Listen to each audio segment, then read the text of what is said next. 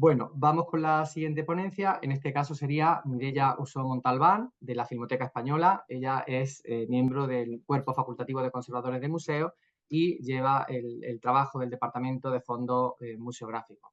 Te paso la palabra. Buenas, voy a compartir primero el PowerPoint. ¿Me decís cuando lo veáis? Bueno, muchas gracias en primer lugar al Instituto por la realización de estas jornadas que al final suponen la mejora de la profesión, ¿no? Este compartir conocimiento que vemos lo que hacen las otras instituciones. También quería agradecer a Daniel Blanco y a Nieves Sánchez por la coordinación, la dirección del curso y también por pedirme hacer la charla, que me hizo mucha ilusión. Y también, por último, que voy a parar de agradecer porque esto parece en los Goya, también quería agradecer a una serie de restauradores que se han ido cruzando por Filmoteca desde que entramos, porque como luego os comentaré, Filmoteca tiene 3 sedes. Yo trabajo en la sede de Perales y ahí no tenemos restauradores.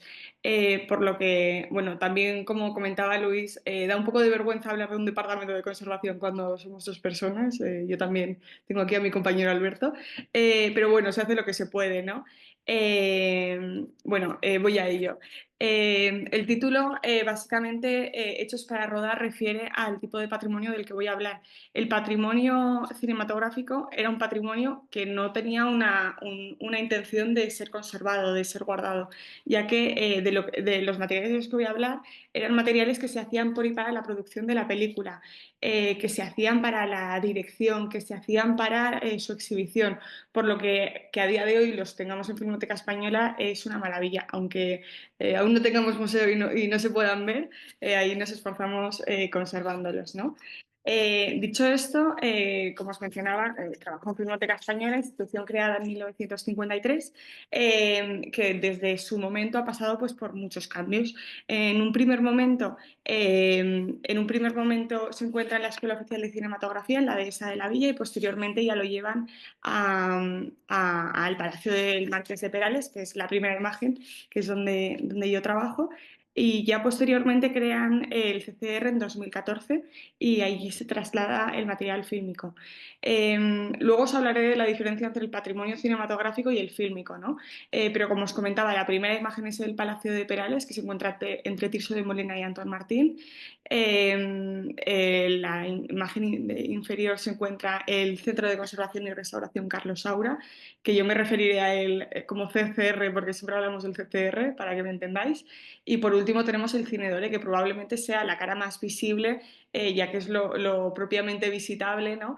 Que sirve para la difusión de las colecciones, tanto fílmicas, a partir de la proyección de las películas, como cinematográficas. La difusión de las colecciones cinematográficas empezó el proyecto hace 2 años y el proyecto son unas vitrinas en la cual vamos sacando las colecciones que tenemos en los almacenes que si no de otra forma no se verían, ¿no? Bueno, dicho esto, también nos quería mencionar la presencia del Voltio, que al final es una almacén que se encuentra junto al CCR, junto a este... bueno, el CCR se encuentra en Pozuelo, en la Ciudad de la Imagen. Al ladito está el Voltio, que es un almacén en el que albergan nitratos. Luego hablaré más detalladamente sobre él. Dicho esto, ya voy al grueso, ¿no? A la diferenciación entre las colecciones fílmicas y las colecciones cinematográficas. A grandes rasgos, lo que siempre decimos es que las colecciones fílmicas son las películas, mientras que las colecciones cinematográficas son todo aquello generado para la producción de la película, como os comentaba previamente. Por lo que las colecciones fílmicas, es decir, la primera imagen en la que veis las latas, se encuentra en el CCR en Pozuelo, que es un edificio que, como os mencionaba, se inauguró en 2014, es un edificio de nueva planta con almacenes sectorizados, es un edificio estupendo, la verdad, mientras que por otra parte, las colecciones cinematográficas las tenemos en el Palacio de Perales, un edificio rehabilitado que en su momento fue Hemeroteca Nacional, lo que nos va muy bien para tener esos compactos un poco antiguos pero muy útiles. Y que, pues como os comentaba, sin tener restaurador y con un edificio rehabilitado, los conservadores, bueno, los técnicos de museo tenemos que ser muy creativos, ¿no? En todo nuestro trabajo, ¿no? Bueno, Y a su vez, yo sobre todo me voy a centrar en las colecciones cinematográficas porque es donde trabajo y concretamente en las colecciones museográficas. Las colecciones cinematográficas se componen de museo, archivo y biblioteca. Y diréis, ¿por qué museo si no tenéis museo? Pues porque, como os mencionaba, tenemos colecciones dignas de museo que llamamos colecciones museográficas. Estas colecciones las dividimos en torno a distintas, bueno, en torno a tres patas que decimos siempre. Por una parte tenemos las colecciones de aparatos de cine y de precine, de las cuales hablaremos ahora. Por otra parte tenemos también la parte de dirección artística, de la que voy a hablar menos porque al final es, digamos, son materiales más típicos y es un poco lo que buscaba evitar este seminario.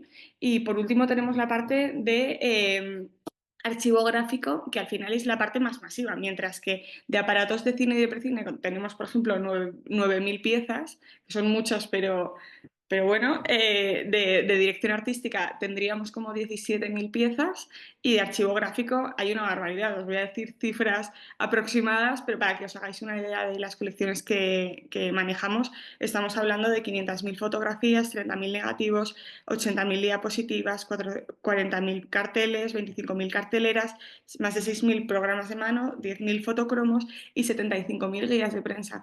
Por lo que, como os decía, al final todo ese material que se hizo para no durar, afortunadamente ha durado gracias a sobre todo coleccionistas y a donaciones y compras de Filmoteca Española, ¿no?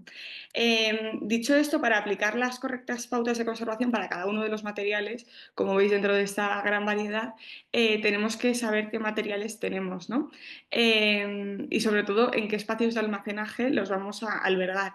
Nosotros, sobre todo en Filmoteca, trabajamos con Cardex, con planeros y con compactos. Los Cardex, yo creo que no los ha enseñado a nadie más, no lo sé.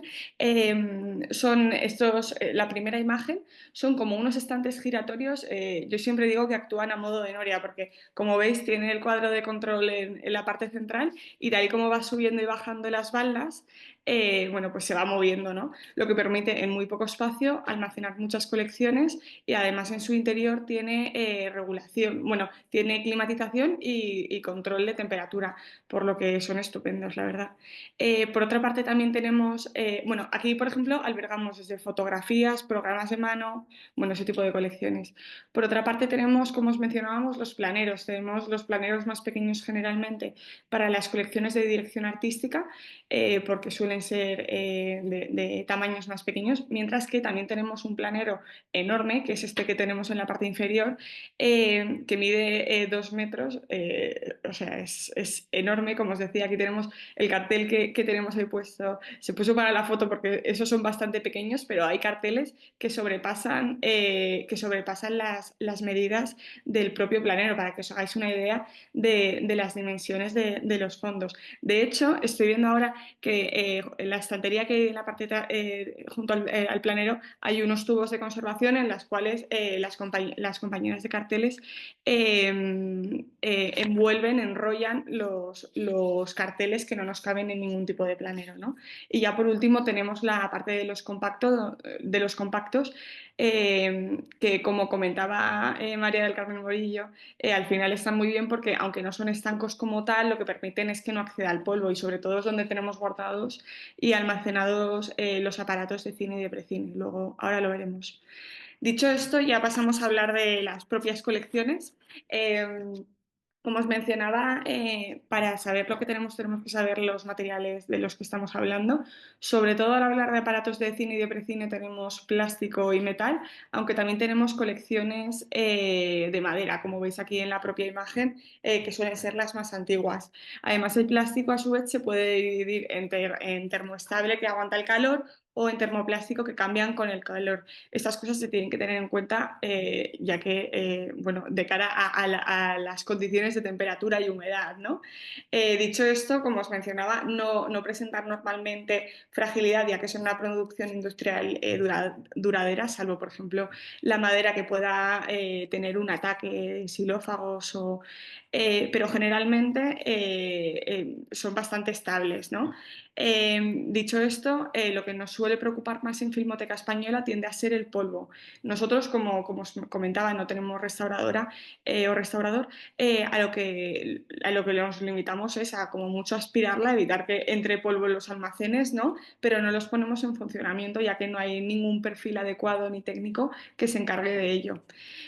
Bueno, también os quería hablar un poco de las condiciones ambientales. Son bastante normales y generales, ¿no? Estamos hablando de entre 18 y 20 grados de temperatura. Es importante que la temperatura no sea superior, ya que el calor excesivo podría afectar a algunas partes de los aparatos, por ejemplo, a partes que son de cuero, plásticos, correas. También destacar la presencia de los controles de humedad relativa, que también son bastante normales, entre 40 y 45, ya que si subiera de estas mediciones, ¿no? Una alta humedad podría suponer la corrosión de las partes metálicas y la aparición de moho, hongos, etcétera. También destacar a su vez que una humedad relativa baja podría suponer que, por ejemplo, los plásticos se vuelvan quebradizos, por lo que siempre estamos ahí basculando entre los parámetros, ¿no? Respecto a las posibles propuestas de almacenamiento, nosotros, como os mencionábamos, trabajamos con colecciones que están, bueno, solemos guardar los estuches originales siempre con las colecciones si no van a generar algún deterioro para la cámara. Por ejemplo, aquí tenemos una cámara de la EOC que el estuche está estupendamente, ¿no? Pero como os mencionaba, lo solemos guardar o en vitrinas o en compactos, sobre todo para evitar, como os comentaba, que pueda entrar polvo. Por su parte, si no existe esta posibilidad, la recomendación general tiende a ser el envolverlos, como hemos visto en las otras colecciones y en las otras charlas, ¿no? Coger un tejido, no tejido, o tenete, como lo solemos llamar, y envolverlo, identificarlo en el exterior y que todo quede bien protegido, ¿no? Dicho esto, pasamos a hablar de la parte del soporte de plástico. Como os mencionaba, la rama, digamos, más especializada de este material se encuentra en el CCR, que es donde hay dos restauradoras estupendas que se encargan de ello. Pero también nosotros en los fondos cinematográficos también tenemos negativos, tenemos placas de linterna que se hicieron en nitrato, por lo que, aunque sé que es un curso aplicado a la conservación, es necesario que os haga una introducción histórica corta para que veáis lo que tenéis en los almacenes, ya que al final cada material va a exigir unas necesidades, ¿no? Dicho esto, pasamos a la introducción histórica. En 1889 se empieza a vender la primera película con soporte de plástico de nitrato de celulosa. Era un material inflamable y químicamente inestable, por lo que está muy bien porque empiezan las primeras películas, pero es algo muy, muy peligroso, ¿no? Se daban muchísimos incendios. Recordad la escena bueno, la escena más dramática del cine, el momento en el que en Cinema Paradiso arde la película por autocombustión, por el calor de la linterna, ¿no? Y no hay forma de apagarlo. Ahora vamos a hablar más de los nitratos, pero lo dejo caer. Esto era un riesgo para todo espacio que albergaba los nitratos, desde salas de cine, almacenes, pero también otros lugares, bueno, laboratorios, pero también otros lugares como los hospitales, ya que las imágenes de rayos X en un primer momento se hacían de nitrato, ¿no? Posteriormente empieza el desarrollo de los acetatos, que ya eran mucho más, eran más seguros. En 1924 nace el diacetato, que aunque con cierto riesgo y no del toda, y no, de to- no de toda la estabilidad que se querría, ya se habla de un plástico safety. De hecho, va a aparecer en las marcas, ¿no? De las que luego hablaremos. Posteriormente, en 1949, nace el triacetato, que ya supone la desaparición del nitrato, ¿no? O ya no se usa el nitrato, y ya por último nace el poliéster, que sobre todo se implantará en los años 70, bueno, y hasta la actualidad, al igual que el acetato. Dicho esto, ahora os preguntaréis cómo saber lo que tengo en mis almacenes cuando es tan importante y cuando me has dicho que es tan risky, tan arriesgado el tener los nitratos. Pues bien, hay distintas formas de identificar Bueno, se me ha movido la imagen. Hay distintas formas de identificar los materiales. Sobre todo, lo que nos interesa es identificar lo que viene siendo nitrato, ya que aunque no vaya a arder de golpe, sí que tenemos que tenerlo en cuenta, ya que, por ejemplo, el nitrato y el acetato no se llevan bien y no deberían de convivir, ¿no? En la primera parte que se ha solapado la imagen de la publicación, debería de poner formas de identificación de los nitratos. Las formas más comunes vienen siendo las marcas. Como veis en estas imágenes que os he puesto, lo primero es una imagen de una vista de linterna mágica que ya la hacían en nitrato y ya indican que es inflamable, ¿no? Lo veis ahí en la parte lateral. También destacar las marcas de los negativos, ¿no? En las esquinitas que ponen nitrate film, ya te están indicando que eso tienes que tener cierta precaución, ¿no? Pero por otra parte, también sabemos que en muchas ocasiones esto no aparecía como, bueno, en algunas ocasiones no aparecían marcas. En ese caso, hay otras formas de descubrirlo, o bien por la marca comercial, o bien porque suele ser un material que tiende a amarillearse, o bien por la cronología. Yo siempre, digamos que el libro de referencia de Filmoteca Española es este que os he puesto ahí, el de Clasificar para preservar de Alfonso del Amo, que es en el que más se hablan de la identificación de los materiales y es eso, nuestro libro de cabecera. Así que si tenéis alguna duda podéis recurrir a él estupendamente.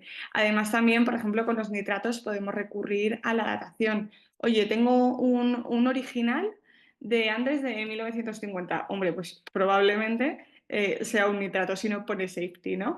Estas cosas que indican y que te están diciendo lo que es, ¿no? Y por último tenemos las pruebas. De las pruebas, inicialmente me planteé si hablar porque esto no se tiene que hacer en casa, ¿no? Como decían en la tele. Las pruebas las tiene que hacer un restaurador con un laboratorio y con conocimientos especializados. Las cuento de forma informativa, como valga la redundancia, pero como os decía, no lo tiene que hacer cualquier persona. De hecho, nosotros en Perales no lo hacemos porque, como os comunicaba, no tenemos restaurador y no nos atrevemos. En caso de duda, recurriríamos a las restauradoras del CCR.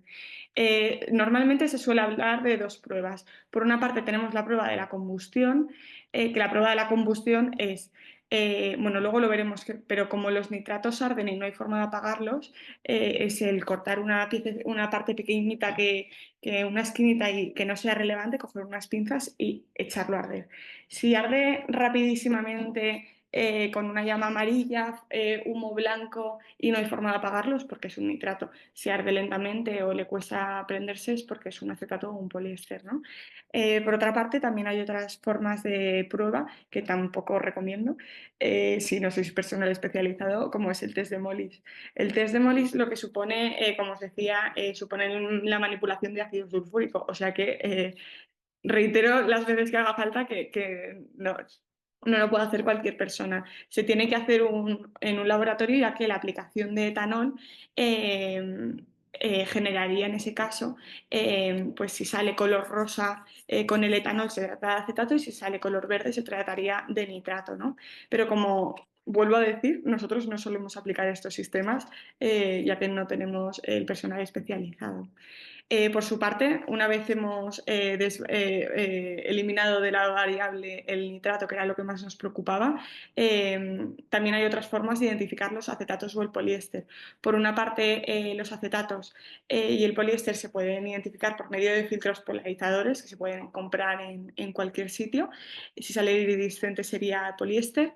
Y por otra parte, tenemos la propia medición poniendo la película, por ejemplo, a contraluz. Si sale opaco, se trata de acetato, no, sí, de acetato, y si sale poliéster, se trata de, si sale translúcido, se trata de poliéster. Disculpad mucho.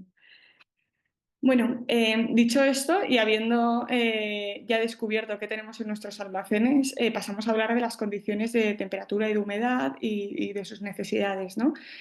Por una parte, es muy difícil decir a qué temperatura tienen que estar, ¿no? Porque al final las colecciones de las que voy a hablar de soporte plástico, a menos temperatura siempre van a alargar su vida, ¿no? Hay manuales que recomiendan menos de 18 grados. Nosotros en el CCR buscamos menos de 15, ¿no? Em, lo que se puede. Al final, como comentaban en la primera charla, ahí hay una búsqueda de la sostenibilidad con la eficiencia, con la conservación, ¿no? Por su parte, también destacar una humedad relativa entre 30 y 40%, y sobre todo ventilación, sobre todo para que en caso de deterioro no se queden ahí los gases condensados creando microclima, ¿no?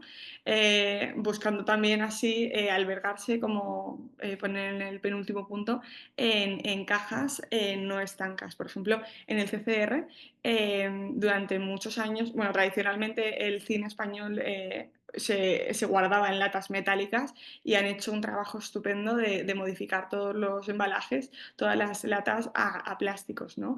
Que tienen su ventilación. Y ya por último, algo obvio pero que hay que decir, la inspección periódica de los fondos. Respecto a las formas de deterioro, uy, deberían de aparecer ahora otras cosas, pero las digo a viva voz. Tenemos, como os había mencionado, la autocombustión, que ya hemos hablado de ella bastante. Esto no significa que cualquier nitrato se vaya a echar a arder. Si tienes un nitrato desde hace 40 años en un almacén, está bien, si no ya hubiera ardido, ¿no? Pero lo que se busca es tener cuidado, tenerlos controlados y evitar oscilaciones de temperatura y de humedad, ¿no? También vemos otras formas de deterioro como que el soporte se amarille, llegando a convertirse en algo o adquirir un color naranja, o que la imagen se amarille y se acabe desvaneciendo. Además, también puede que se liberen ampollas liberando ácido nítrico y volviéndose pegajoso, que esto es lo que se llama miel nítrica, ¿no? Os he traído aquí una foto de la Cinemateca de México, ¿no? Esta foto está en internet, pero es cómo puede acabar un nitrato. No todos los nitratos se echan a arder, ¿no?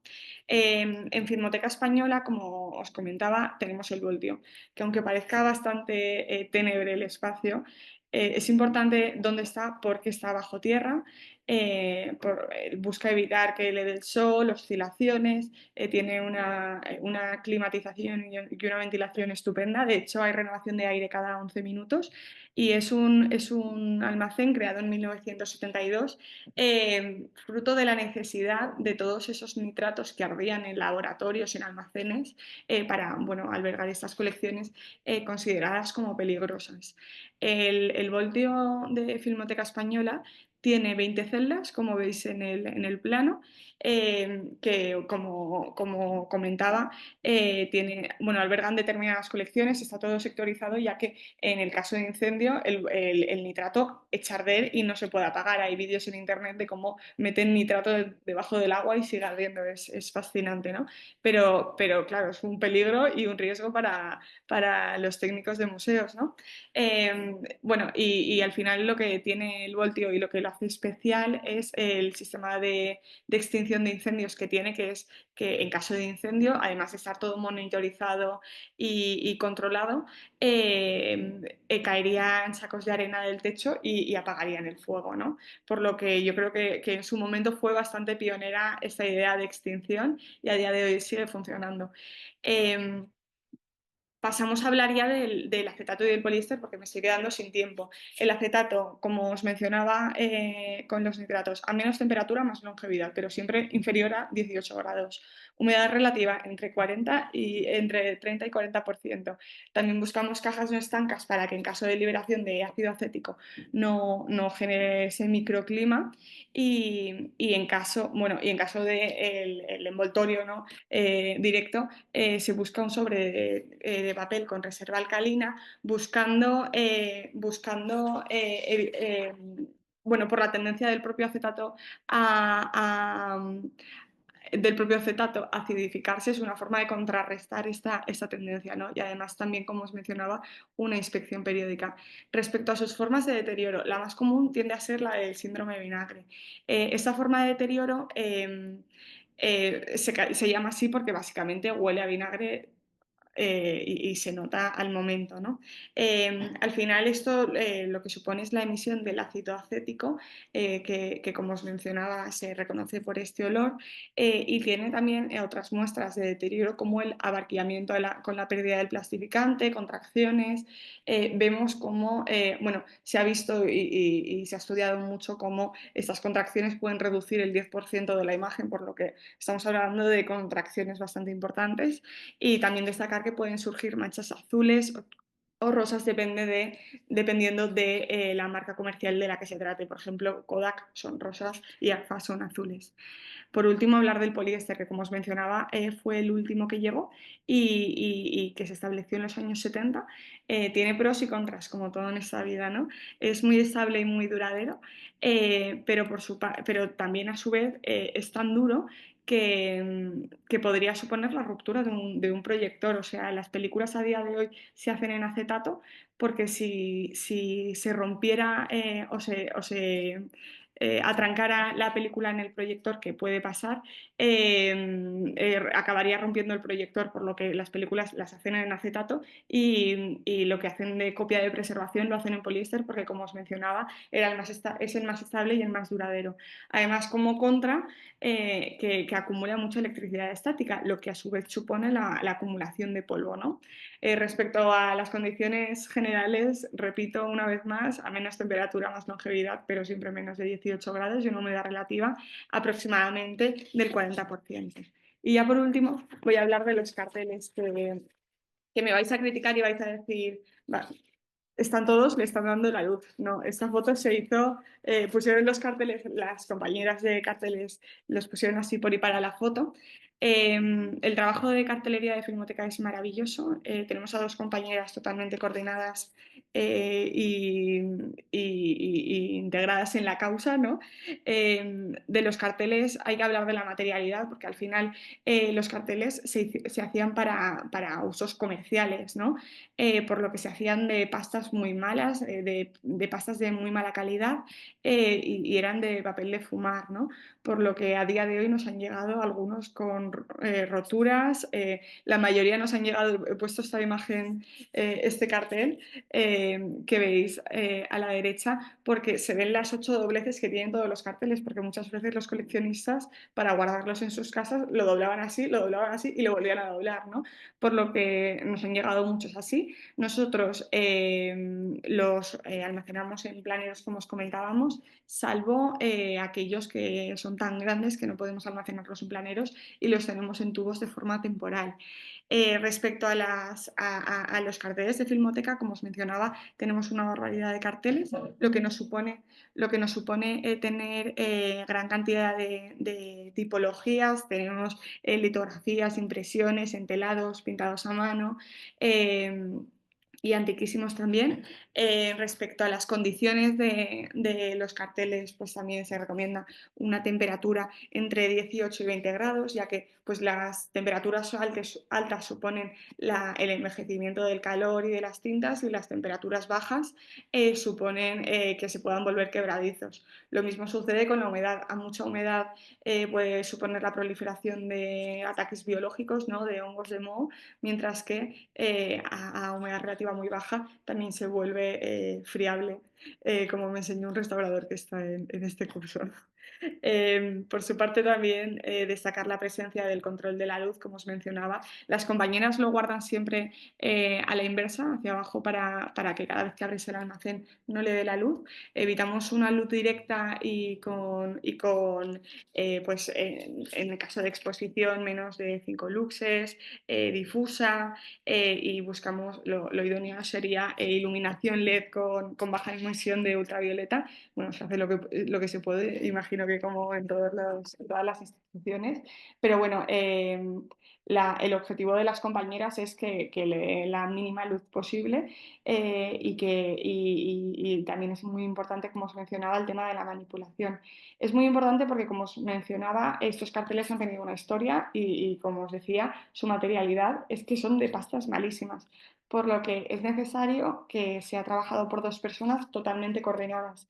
Aquí tengo a mis compañeras, a Ana y a Trinidad, que son dos personas que se leen la mente y se mueven hacia el mismo lado. Yo nunca lo voy a entender, pero para trabajar con carteles hay que trabajar con tranquilidad y de forma coordinada, comunicándose, siempre obviamente con guantes, o sea, no voy a repetir cosas obvias, ¿no? Que además ya han comentado. Pero bueno, es un fondo estupendo en Filmoteca y muy valioso.